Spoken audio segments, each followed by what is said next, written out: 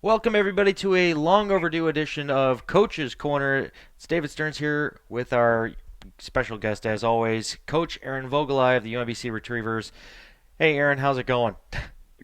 Good, Stearnsy. How are you? Hanging in there, hanging in there. Sorry to keep everyone hanging. I know we've had a bunch of people asking when the next one was coming out. Well, here it is. We got a lot to talk about. So let's see, how far back do we have to go here? I guess we got to go back to Virginia Tech. And your prediction was just about right there, saying it was going to be a tight, you know, contest between your club and Joe Mullins down there. But tough game there, and followed up by Georgetown. Let's talk about that weekend for a little bit here. What happened in that first game against Virginia Tech? I think it was exactly what both teams expected. Both teams know each other very well. Both teams can put the puck in the net. Both teams have extremely good goaltending. They're definitely more veteran than we were, just like we talked about the last time we were together. They have, for the most part, the same team that they did last year, so they got all the experience on their side. Where we have the the younger team with mostly freshmen and sophomores, so we're kind of in the same spot that they were 2-3 years ago.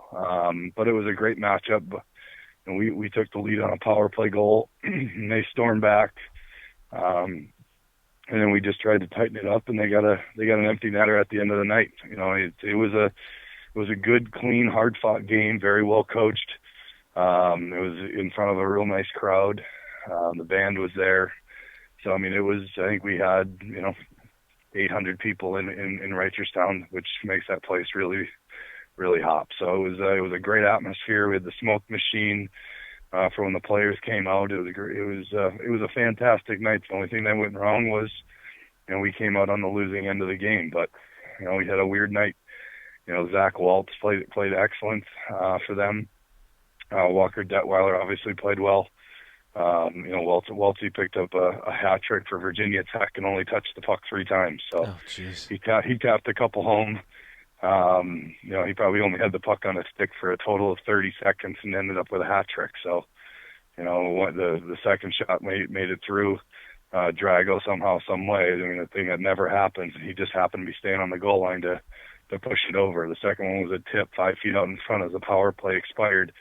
And then he got an empty netter that was going wide, but Tracy tried to dive to keep it out of the net and knocked it into his own net. So it was a weird hat trick, but a hat trick all the same. So you got to tip your hat to Zach. He's a great kid, good hockey player, and got his team to win. Yeah, as we talked about the depth in their roster, of course, rankings just recently came out. Florida Gulf Coast, kind of a no-brainer there, I guess, for number one, but sitting there at a strong number two, Virginia Tech. I, I take it you're not surprised by that, given from what you've seen from them and what they're capable of against other teams. Yeah, they're winning hockey games, and they've got themselves a nice strength of schedule.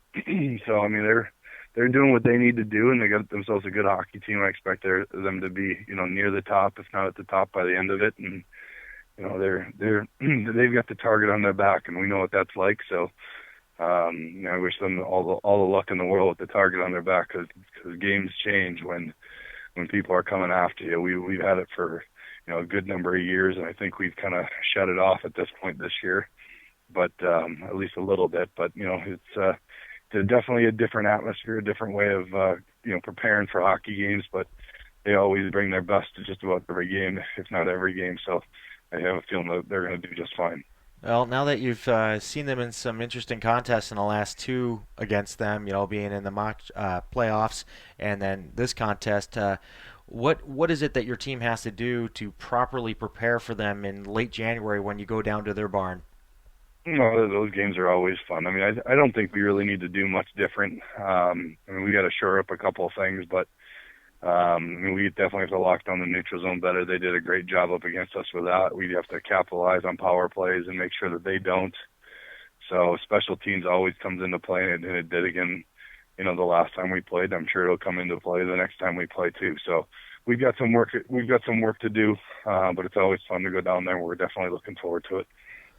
Well, the next day you had a game against Georgetown, and this one seems a little too close for comfort. Talk a little bit about this one. This one Seems a little bit weird, given the fact that Georgetown, I'm not sure if they're on anybody's radars really, but they seem to have taken you guys to a very close contest, being that it was a 6-5 score. What happened in this game to round out the weekend? It looks like you guys had things locked up in the beginning, but they came back strong in the third. Yeah, I mean, the score really doesn't dictate the way the game went. I mean, we definitely dominated. I would say 90 to 95% of the game, but they just found ways to put pucks in the net. Our goaltender definitely had an off night. It's something that we've talked about in the past, but we had to find a way to overcome an off night by a couple of people, and at the end of the day we did. Ryan Atkinson with an overtime goal to kind of get us out, but it just seemed like every single time we got momentum going and we score a goal or score two goals, they come back and the next two shots go in. And then some of it is our forwards' fault, some of it's our defenseman's fault, and I think Trevor Miller will say that he didn't have his best night either. So, just all in all, I think we needed to play better, but we played well enough to win. And I guess at the end of the day, it goes down as a win, not a loss, which we're thankful for. Yeah, three power play goals in that one and a shorthander allowed. Talk a little bit about your special teams there. It seems like this would have been a great contest to kind of practice things out for the big boys, but how are your special teams looking? Yeah, you know me, I'm a perfectionist when it comes to special teams, Is and it 40% or 50% yet? not yet, but our power play is at I think it's at 34%. Okay, So so we're getting there. we're we're getting there. I mean, we did go in a we did have a run that we went 13 for 23. So I was pretty happy on that Okay. on that nice run. And we actually just had our first game this past weekend that we didn't score a power play goal, which is the Oh. first one and only one this year. Hmm. So, I mean, I think we were 10-3, so we scored a power play goal in 12 of 13 games. So, and a lot of them we have more than one. So, I mean, our power play is actually working pretty well this year. Can always get better, but for the most part, it's both units. Where the first unit's having an off night. The second unit is picking it up, and that happened up against Maryland. So, but then when the power play two kind of cools off, the big unit with all of our big guns with like Bloom and OC and Atkinson and Tracy, they got it going again. Now let's talk about that big weekend against your rivals, your in-state rivals, Battle of Maryland. Talk about the weekend there. You guys hosted the second game, but you guys had a real tight one here, one goal game, and then suddenly Sunday was just a blowout to say the least. Yeah, we took offense to a couple things that happened on Saturday night in their building. They got a little too close to comfort to Johnny, and we thought they kind of took too many liberties there instead of kind of just respecting the crease the way that just about every other team does. There's a difference between going to the net hard and running over somebody six times. So you gotta kind of respect that a little bit, and they didn't seem to do that. So we kind of took offense to it. We found a way to win on Saturday night in their building, which is a tough place to play. They play extremely well in that building, and obviously the historic rivalry goes back years and years and years between Maryland and UMBC, and we want to get back on the winning track. I thought in the first period we kind of just went out for revenge to try to make up for last year's regional game instead of just trying to go out to win a hockey game. But we kind of righted the ship a little bit in the second period. I think when we outshot them 18-3 at one point. I thought that was probably one of our better stretches of the year. But again, they found a way to kind of jump back in the game until we could seal it on another power play goal late in the game. And then Sunday, well, like I said, we took offense to a couple things on Saturday night, and we came out and we scored 4 goals in a matter of about 3 minutes and really put it away. That's pretty convincing there. So let me ask you this, though. Maryland in this ranking period ended up at number 10. And looking at the roster, it looks pretty well split as far as who's returning and who's brand new on that team. What is your impression about this Maryland team? Obviously, they're a bit on the chippy and aggressive side to the point where it just aggravates the hell out of your team, I'm sure. But looking at their future, do they have the same capacity to do what they did last year? I mean, it's hard. It's hard to say no because nobody thought they were going to be able to do what they did last year. But so I mean, I have to kind of say, sure, they can because for the most part they have the same team. They lost one of their captains, Brett Kiliansky, which was a great leader for them. It was a great hockey player, Hmm. and replaced him with a very talented freshman in Avery St. Clair. So I think a lot of it's going to come on his shoulders. But I mean, Kumo's still there, and he's a fantastic hockey player. Hmm. He can create something out of nothing. And then you've got Altieri that carries the puck a lot and has a great shot. So I think it's going to come down to special teams and goaltending for them. If they can stay out of the box and capitalize on power plays, and their goaltenders can play like they did in regionals and in nationals, they've got a shot. But I mean, they've got an uphill. They've got an uphill battle with just some of the top teams and things like that. Just with their schedule, they don't have a ton of games left. From memory, I think it's only like 6 or 7 games left in the whole year. So it's going to be difficult for them to move up.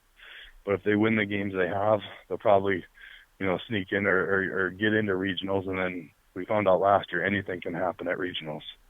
Hey, we're almost caught up here. We got one very interesting contest to talk about. Against Rowan here. They're at 4. They're at number 4 in the ranking period, and I think that might be attributed to the fact that they handed you kind of a rare loss that kind of, I guess, it just doesn't feel right that you guys have lost 3 games so far this year. And what did it feel like there? You had the trip up there to Jersey and Philly. You had St. Joe's the next day to start off with Rowan. That had to have been quite a challenge for you guys, and uh, Caulfield's team had been waiting and drooling over the prospects of this game coming up on their schedule. How did it work out there on the ice? It was an interesting night.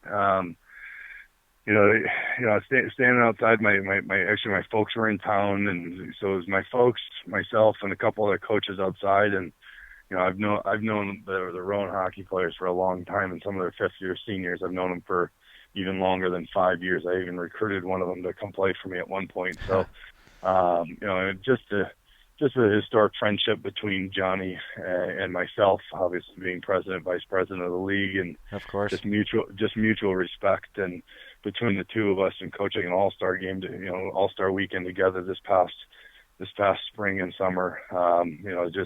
We've got ourselves a great friendship. The teams respect each other, so you're always going to have a nice, clean, hard-fought battle. And they told me flat out that they were going to beat us tonight because they've never beaten UMBC. We've waited 5 years to get a chance to do it, and tonight was going to be the night. And There it is. and it was. I mean, I'm telling you, when you have the target on your back, everybody comes to play like it's Game 7 of the Stanley Cup. Yep. And if you're not able to match that intensity, these things can happen, and they did on that night. So. We had a bad turnover by Drago, which never happens. On the power play, he went to clear the puck out when we made a wholesale line change, and yellow helmets looked like yellow helmets, and he put it right on the tape of their number one goal scorer, out in the neutral zone, and Johnny's still in the corner, and he just plunked it right in the wide open net. So 1-0 Rowan. And that kind of set the tone. We scored 2 power play goals in the second period to take a 2-1 lead.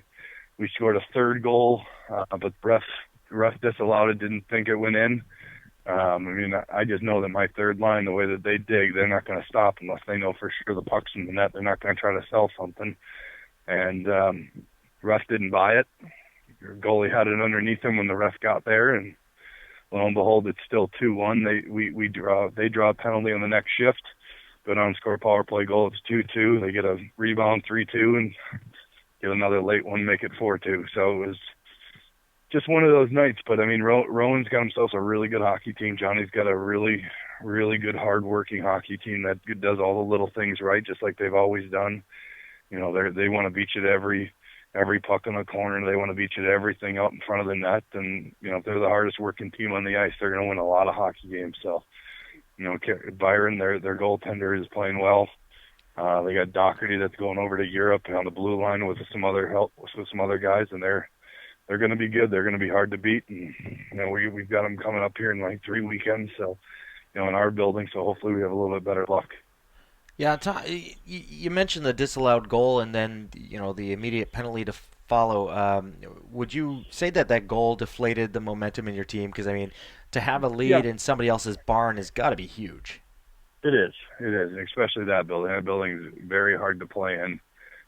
They play extremely well. They usually get a nice crowd there, and when you got a lead, you got to find a way to hold on to it. And we couldn't. We had problems breaking it out just from a couple, just a couple of variables that we need to do better on, and we were missing somebody that's pretty key on our blue line. And it just things happen, and you got to find ways to win hockey games, especially when you have the lead. And we failed to do that night.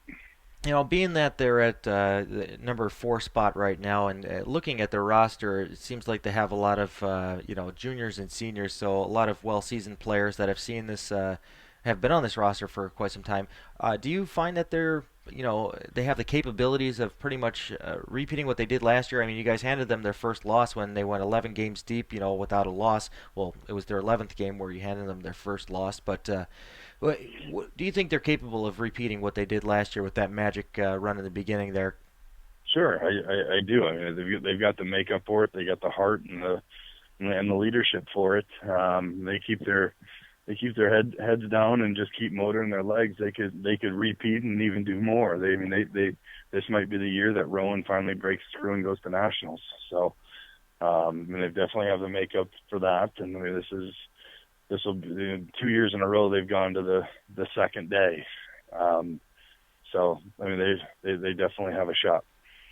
Well, obviously, you guys already have that circled on your calendar right now for November 23rd, but a lot of important games between now and then. But of course, you guys finished up that weekend with a convincing 8-1 victory over St. Joe's. Talk a little bit about the dynamic of that relationship there, because you've seen them year in and year out, and sometimes it's a 1-0 game, and sometimes it's an 8-1 game.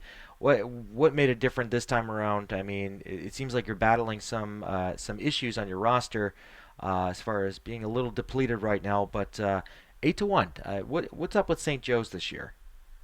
St. Joe's is going to have I think a rough year, and it's not a shot on them. I mean, I love Huey to death. He's a very close friend of mine, and the program is getting better from where it has been in the past, and he's got a very young roster. I think he's got like 15 freshmen. So I mean, they're going to go through a learning process, and the biggest drop off of is probably in goaltending for them. The Kyle Van Osten had it, last year and the year before, which was a very good goaltender and could keep them in games. And this kid played, I don't even know his name, but he played well for a while, and then pretty soon our cycle and just some of the talent that we have just kind of came forth, and Bloom and OC and Tracy and Atkinson, they came out and put the hammer down. All right, so you guys had a little bit of a break. What are you guys reflecting on here from what you've seen in this ranking period, moving forward with the interesting weekends ahead? Yeah, I mean, first off, you guys start out here with Liberty coming up here in this weekend.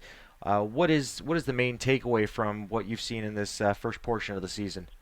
That when we want to, we can play with anybody, and when we don't come to play, we are, we're still a good team, but we're not a great team. And we've got to learn some consistency, and we've got to learn to bring our A game to the rink every single night, and that's one thing that we have struggled with up to this point. So, we had a long talk, and we kind of reset and revalued our goals a little bit, and we've had some really good practices. So we're hoping that come Saturday up against Liberty, which is going to be an extremely tough test, it always is, that we can bring our A game and give them all that they can handle a little bit more.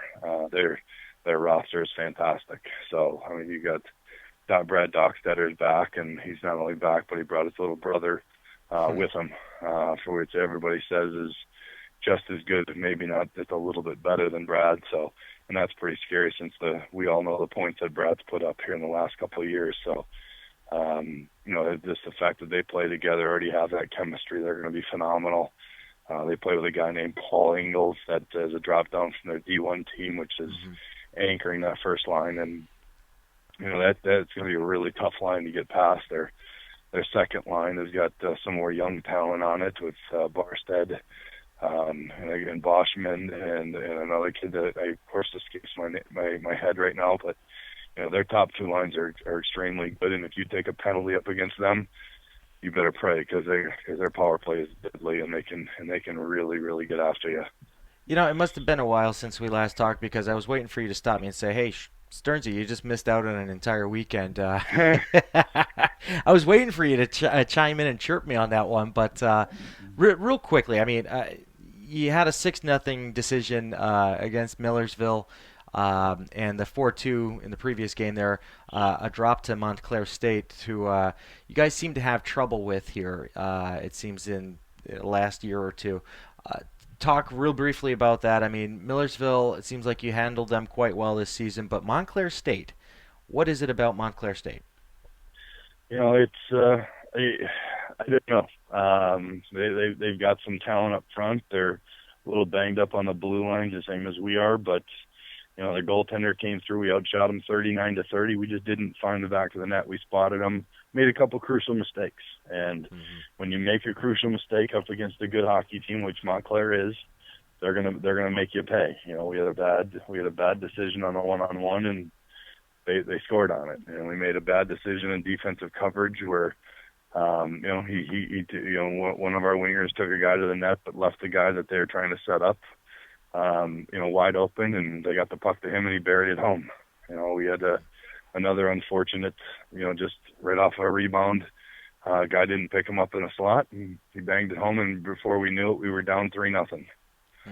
It's one of those things. In the first period, we came out slow and kind of picked it up towards the end of it, and for 6 minutes, they were in their own zone, in their own zone, in their own zone. We had a great offensive cycle. It's something that we've been working on a lot lately. It's really been working for us and was translating into the game. And all of a sudden, poof, they pop out of the zone and they score. So it was all that hard work and all that momentum just kind of went right out the window. So second period, like I said, the bad one-on-one decision, a rebound goal that make it 3-0. We score at the very end of the period with like 39 seconds left to make it 3-1. And then we come back out on, I think it was our second shift, and we score to make it 3-2 with Ryan Atkinson on a breakaway. Mm-hmm. Again, we had all the momentum and just couldn't find that equalizer. And we needed somebody or more than one line to step up and finally find a way to bury one. It just wasn't in the cards. And again, we had a misplay of a one-on-one, and just from a younger defenseman that had a perfect gap, just didn't know when to step the play up, and shot ricocheted off his shin pad and into the net. It's just one of those things you just can't help sometimes. So it was a good, hard-fought battle. I thought that they were the better team on that night, and they probably deserved to win that game, and they did.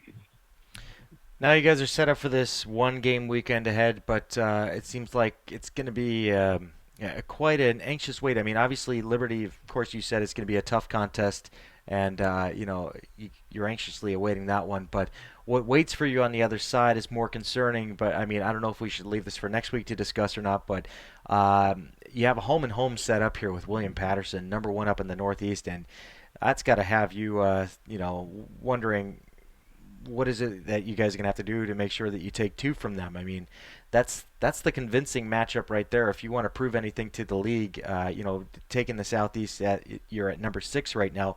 If you want to push your way up, I guess that's probably the weekend to do it. Especially if you can walk in with a victory, on your shoulders from Liberty. So, how big is that weekend? Looking ahead. It's huge. I mean, they're not only number one in the Northeast, but Wow. deemed by many, maybe the number one team in the country right now. I think Yeah. this year is a crapshoot. I think everybody thought Grand Valley was going to be probably one of the number one teams, and then Patterson went out to the showcase in Michigan and beat Grand Valley. So, That's something. yeah, it certainly is. I mean, their top six is incredible. You got Kyle Glasgow, you got Matt Hunter, you got Ryan Mara, Hmm. and now you got Richie Pillay from NYU there. And it just he just makes the team so much better than they were in the past, and they were good last year. So they got some new players to round out the role players and their defensive core, and they got two freshmen in the pipes that are playing better than they've had anybody playing in the pipes lately. So they're going to be really tough. They're going to be extremely tough, and I think they're like 14-1 right now, so they're on a roll. They haven't lost since Ryder upset them in what looks to be like the fluke of the year. That's not to take anything away from Ryder. It's just how good Patterson really is. So it's going to be a really tough weekend for us, but it also is going to give us a guide of how good we really are and how good we want to be. So because we're not just going to get them once, we're going to get them twice. So I guess on the first night, they're going to get all of our guys are going to get a chance to see them a second night in our building and kind of remeasure ourselves a little bit. But that's a whole nother week away. I mean, I'll start worrying about Patterson and once we get past Liberty. Right now, Liberty is at the top of my brain, and hopefully the top of our guys is because this is not going to be an easy game, and I'm just thankful it's in our building, and we're going to have a chance to hopefully dictate some the play and just see what we can do up against Liberty. One general question: would you consider this the most important month of your entire schedule, given the ranking period that closes out at the end of this month? Would you say that this is the most important month of your schedule? Yeah. Yep. I Okay. would. I would follow it up probably very closely by January when we have Liberty and Virginia Tech again, and Temple and Delaware, and that's not going to be an easy one either. But just the fact that you've got Montclair, you had Montclair last weekend, you've got Liberty this weekend, which is ahead of us. Next weekend is Patterson twice, which is obviously the number one team in the Northeast and maybe the number one team in the country. Then you come back and you're at Ryder, which is not an easy place to play. They always have a packed house. And that was a good hockey game the first time around. So, and then we get our revenge of Rowan, which is number 4 right now, and us sitting at number 6. You've got number 3 and number 4. If you can knock both of them out, in the same month, you've got to be able to move up a little bit in the rankings, which is what we want to do. Currently we sit 6. We want to move up a little bit each month, and it's set up that way. We've got, like I said, of who we have this month with Liberty and Rowan, our chances to move up there. Next month is Penn State, so they're right now ahead of us, even though they just had a loss to Delaware. So I mean, I don't know what they're going to do, but if they stay ahead of us, then we've got a chance to move up ahead of them. And then you've got Virginia Tech, Temple, and Liberty again in January, where Virginia Tech's probably going to be ahead of us. So that's our chance to hopefully catch them. So we win the games that we're supposed to with the teams that we play that are ahead of us in the ranking. We can very easily move back up. We don't win those games, we can very easily stay where we are or move down. So it's up to us on what we want to do and where we want to go, and we'll see which way the cards are dealt. Now, looking at the way things shape out on paper, you guys have the 10-3-0 record, and then you look at the goals for column, you look at the goals against column. You're definitely scoring double the amount of goals you're allowing, and then you look at your top 4 scorers. Right, they're at almost either at a 2 point per game pace or just under that, and then your next 3 are at a point per game pace or even just a little bit higher than that.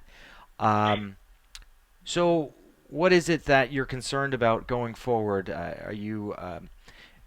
What are you missing right now that has you concerned going against Liberty and William Patterson? Injuries, any kind of chemistry issues going forward with any line combinations you got? What is it that's pretty much got you in some sort of like a conundrum, I guess, going forward here? Well, I mean, we're definitely not 100% healthy, but then again, it's UMBC, so they're never 100% healthy. I mean, what was it? 2 years ago, we went to nationals with 12 guys. Oh So yeah. we're kind of used to injuries and everything else But you did that the do a hell book. of a job with the short bench then. We did. Yes, we did. Yes, we did. We were the one team that everybody wanted to play going in, and the one team that nobody wanted to play at the end. So, Yeah. we still talk about it a lot, and this team actually reminds me a lot of that team, just from the heart and soul of it, and trying to make sure that they do everything they can to win a hockey game. So, this is going to be a learning experience. We're young, we're extremely talented. We're starting to get Tracy and Fadler, and they're starting to pick it up. Bloom's production is starting to pick up right now, and we're going to be great. We're going to be just fine. The third line with Pierce and Taylor and Armstrong are starting to be producers again, and I think we definitely have more depth than we've had in years past, but we've got to be able to break the puck up better. We got to be able to shut down the neutral zone better, which are all things that we're working on, and we'll get past some of these injuries that we have now. And I think the next couple of weeks, if we can get through what we have the next 2 weeks with the injuries that we have and with the bench that we have, I think we're gonna set ourselves up for some good hockey down the way. So that's what we're hoping for. All right, I think we're pretty well caught up here. And any final thoughts before we cut it off here, leading into the weekend against Liberty? No, it's an incredibly big weekend for us, and I know it's a big weekend for Chris Lowe's and his Liberty Flames. So, we always have good hockey games, and for the most part, they're almost always clean and hard fought. So, it should be a really good game, and just kind of looking forward to it. Yeah, and so are we. We will actually be broadcasting this one on Cross Ice Feed. We're finally going to get out there and get some dog hockey on our schedule here. We do have a back-heavy schedule with UMBC, but really excited to see you guys up against Liberty. It's been a while since I've seen you guys take on Liberty. I don't even think I've called a game where you guys took on Liberty, so this ought to be interesting. It shall. It shall. It should be that two good goaltenders going up against each other, and the top six forwards for both teams, they really can get up and down the rink. So it's going to be high flying, and it could be high scoring, and you just never know what you're going to see. Oh, I can't wait to see it, and good luck to you this coming weekend. Thanks, Turnsy. I really appreciate it. All right, that's Coach Voegtli for the UMBC Retrievers. You can catch all the live action on crossicefeed.com. Just click on the stream button, and you can watch live and for free, with the caveat of $2.99 for ad-free through ustream.tv. So tune in for that, and follow us on Twitter at CrossIceFeed. Also follow UMBC at UMBC Ice Hockey for the stats live during the game as well. Well, for the Coach's Corner, this has been David Stearns for Aaron Vogelai saying good night, everybody, and as always, don't stop believing. Take care.